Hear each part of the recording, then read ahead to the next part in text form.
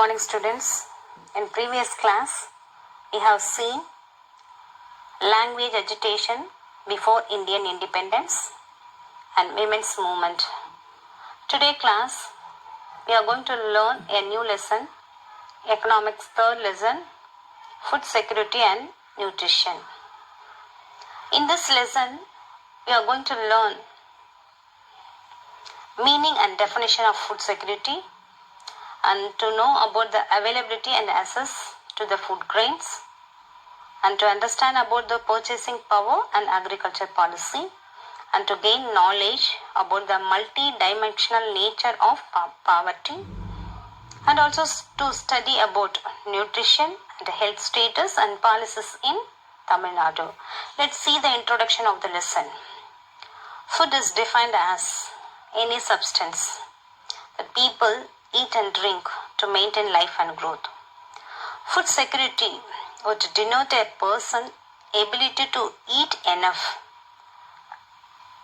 stay active, and lead a healthy life. That means it includes both physical and economic access to food, and the state having a reliable access to a sufficient quantity affordable nutrition food. What is nutrition? The food that you eat and weights affect your health, that is nutrition. The next we are going to see food security. Food and security, it's very important for us. And all kind of people, rich or poor, whatever it is, the food security and nutrition is important role in our life.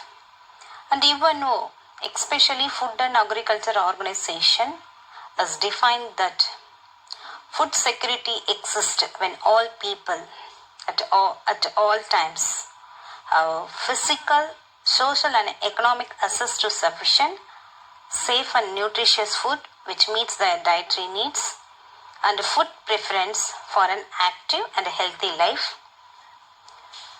In FAO 2009 they have denotes for that one.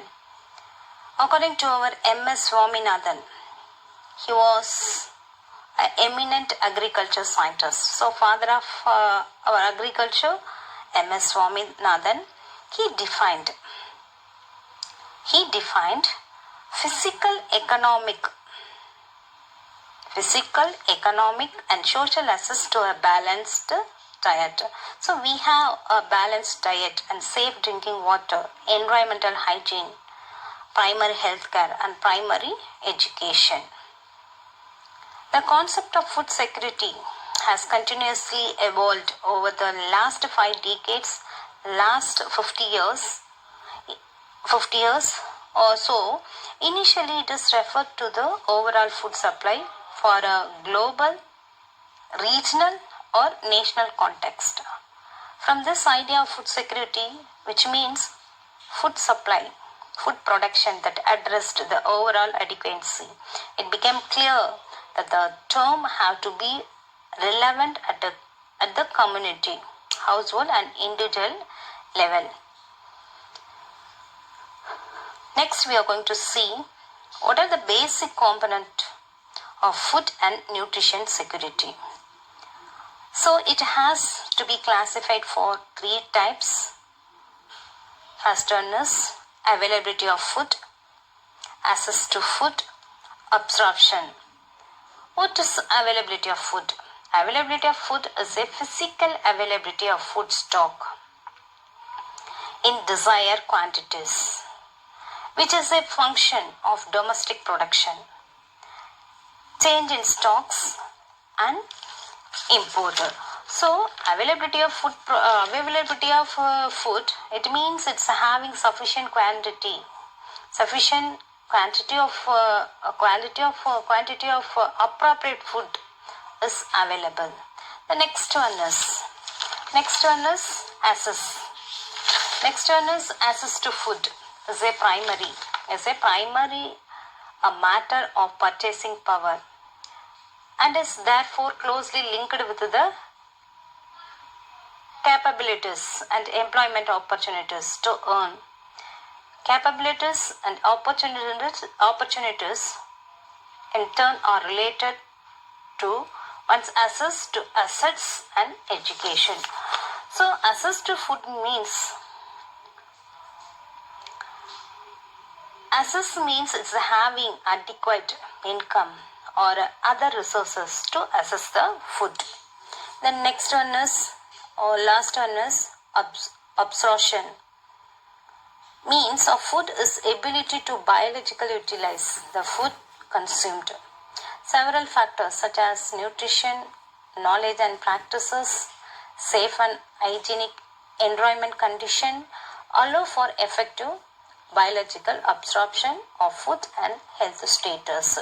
So which means absorption means having adequate dietary intake and ability to absorb and use a nutrition in the body. So these are the basic component of food and nutrition security. It's all kind of people we have to taking the basic component of food security. The next we are going to see availability and access to food grains.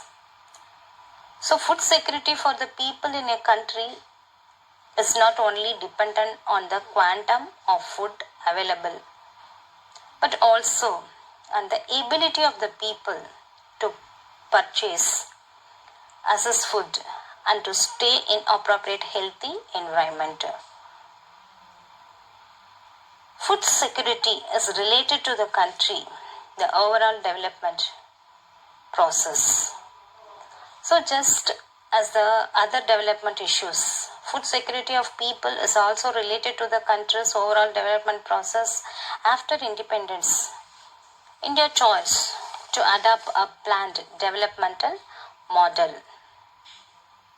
After an initial focus on agriculture, industrialization, so 5-year plan. First 5-year plan they gave importance to agriculture, then second 5-year plan gave importance to industries. Was given, so they given priority to agriculture and industries. The recurrent drought experienced by India pushed had to be dependent on import of food grains. Import means buying of goods.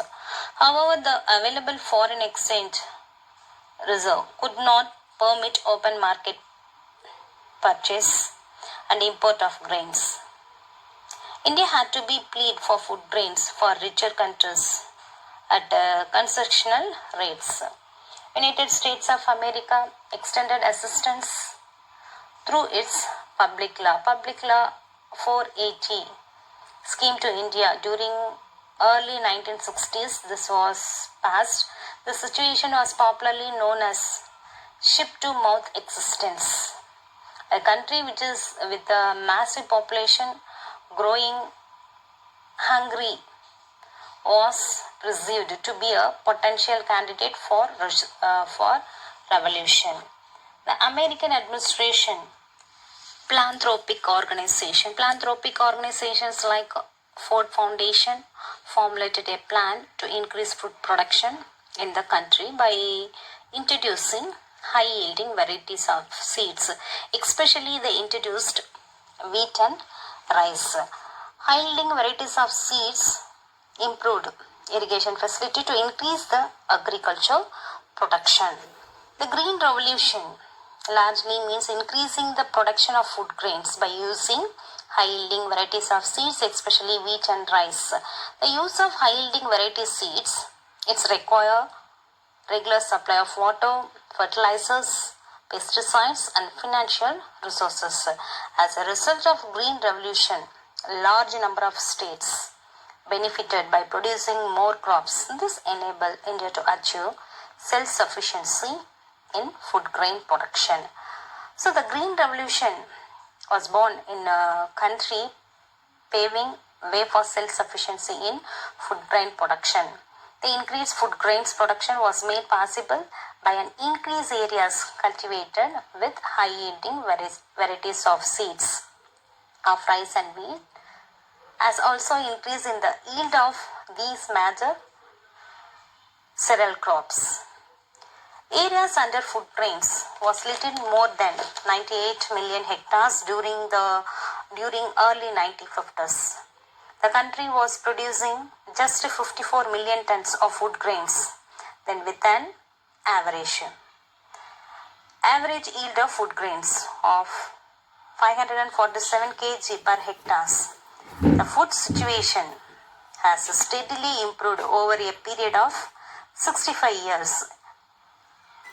Area under food grains cultivation has grown to 122 million hectares with an increase of five-fold increase in the food grain production using the high-yielding varieties of seeds.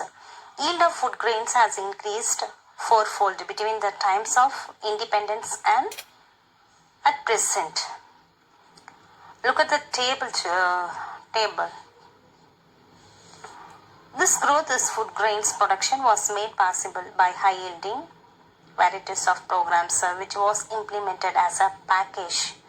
Apart from introducing fertilizers, responsive, high-yielding varieties of rice and wheat, it ensured the availability of subsides, chemical fertilizers for the farmer. Cheaper farm credit was distributed to farmer through cooperative banks, and societies minimum support price for the crops were announced. Students, at the beginning of the season, and the state procured the harvest grains through the Food Corporation of India. The Food Corporation has built huge storage godowns and built buffer stocks of food grains during the harvest season to be distributed all through the year. The rapid increase in food grain production was accompanied by the appropriate technological interventions in the dairy, poultry, and the fisheries sectors. As a result, the milk production in the country witnessed an eightfold increase. Egg production grew 40-fold and the fish production by 13-fold between the times of independence and the mid 2000s. However, India could not succeed in attaining self-sufficiency in food production of pulses and oilseeds. Therefore, India depended on import to meet the requirement of the people. Then look at the tabular column, food grains, areas of production, yields of food grains in India from 1951 to 52 to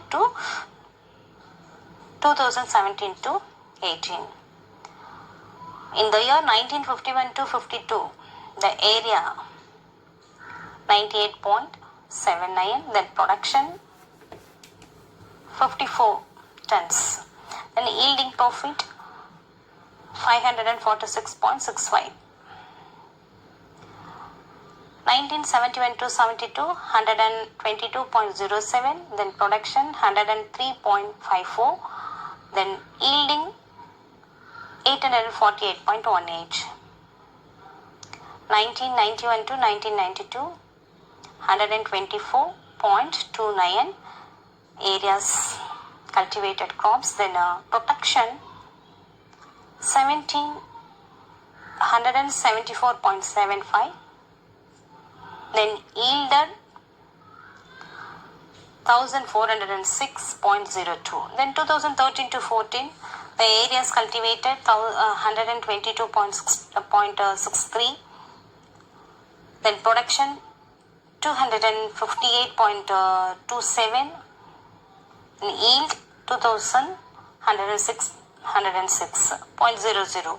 In 2017 to 18, areas cultivating areas 126.98 now has increased production 279.51. Then yield 2201 has increased. Remaining, I'll be teaching the next video.